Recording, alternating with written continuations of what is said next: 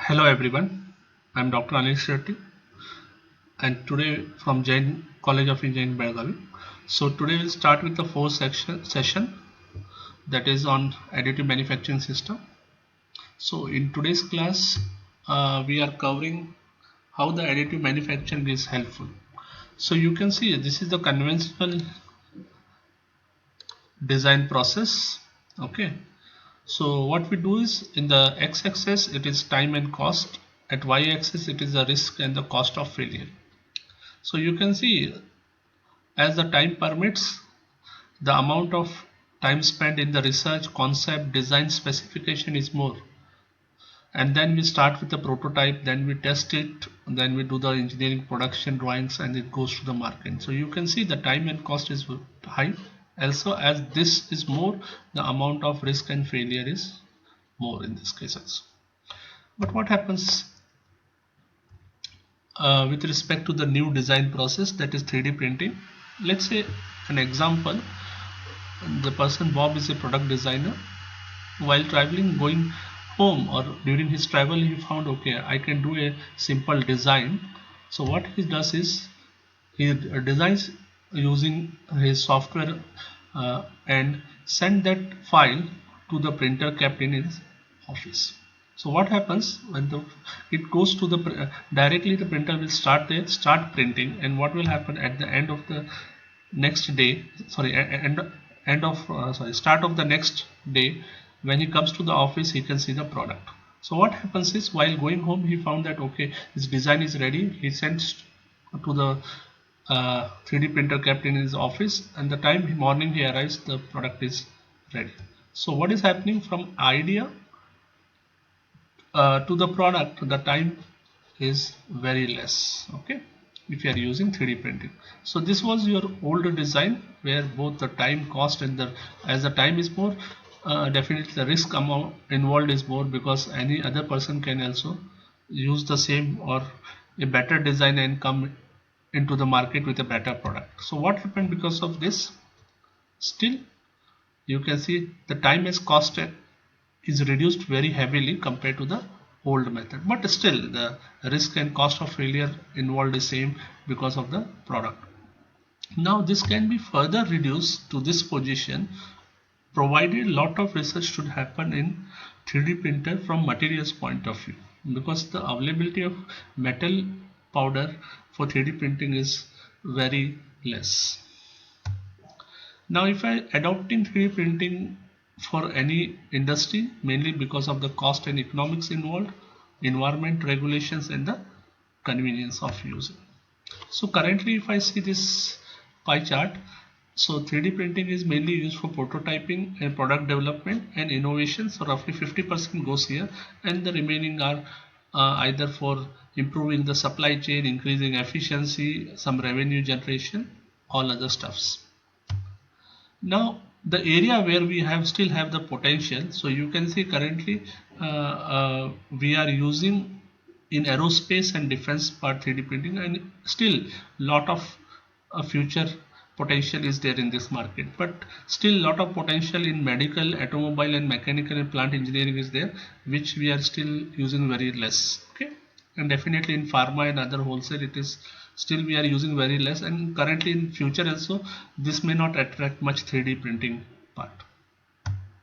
So this is called the 3D printing triangle. So how the cost and other things of a different 3D printer increases. So this depends upon the three parameter, that is the application you are using, hardware and the software. For example, if I using a polymer 3D printer, that is SLA, and the cost of the laser will be, the hardware laser will be 8 to 10,000, but the same I go for the metal, all the process remains same, the cost will go to 25 lakhs. So here again this depends upon the speed at which price and the quality. Okay, so if you want a better quality, again the speed with printing should be less. Okay, and the price will to print that becomes very high. Definitely another way, if I want a very high speed, in that case the price of the motors what you are using, it is very high. Now let's see from the software point of view, how I can print a better model to avoid any damage. So this is called the one model is raft. So what happens, let's say this is a model, okay, it is kept currently on the table, okay.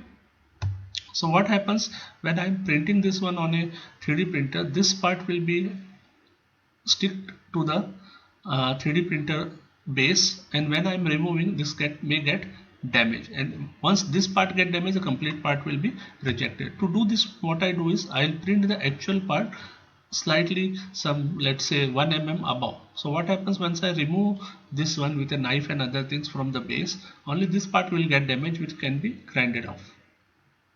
So this is called raft. Now what is the support? See, when I'm printing this animal, what happens when I go from here layer by layer, it will comes here, no problem. At this part, no problem. The time I reaches here, what will happen once I print, everything will fall down, because at down nothing is there. Similarly at this, so I have to create a supports here. So this can be done, there are different algorithms available, okay. So this is done with one of the algorithms. So you can see this is the, while when I print first layer, this actual model will get printed on, also this small sticks will get printed, and once this model is finished, I can just remove this one. But you can see all these sticks or whatever the supports are weak compared to the other parts, so that can be easily removed. So currently, from the material point of view, what are the materials used in 3D printing? So currently almost more than 60-65% of this we are using is PLA and ABS only, okay, and corresponding printer is FDM, and we are also using metal, and there are other application also like silicon, wood and cement. Now as this metal part becomes more and more, definitely it will replace the future manufacturing.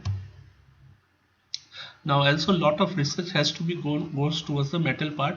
You can see there are different alloys of the metal, so we have to play with the different alloys. So you can see the how if the hardness is increasing, the tensile strength is more, but if I have to melt this one in microseconds using the laser, definitely the cost of the laser will be high. And also I have to work from material science point of view, what are the microstructure changes happens in this part. Also, not only the material side, people are also working towards the nozzle side. So we know the different position of the nozzle. So you can see in this part, if the nozzle is there, if no proper distance is there, you may not got a proper finish. So you can see in this position we are having a better finish, and this there is no gap, only the nozzle will get jam. So if even the current FDM is using 0.45, if the nozzle size is, we can bring it to 0.4, definitely the quality of the print will change. And if in simple FDM, if I can bring 0.45 to 0.4, it can give a finish of SLA machine itself. Now not only this one, 3D printing is used in other places also. For example, you can see this is a social application where 3D printing is used in a school.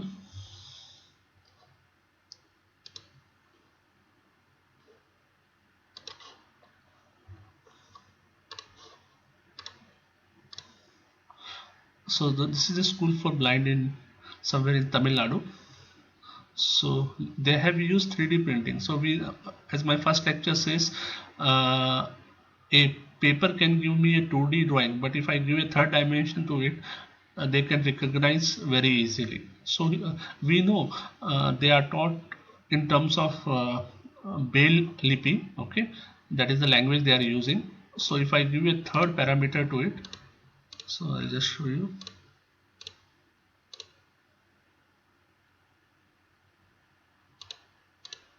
So you can see here, so all even scientific things, whatever angles and other things from physics, everything can be taught very easily. So you can see the electronics part can also be taught very easily just by hand, okay. So just by getting a feel of the profile, we can find what is that circuit and other things. So thank you, we'll stop now. So if you have any question, please contact me on the above mail or mobile number. Thank you everyone.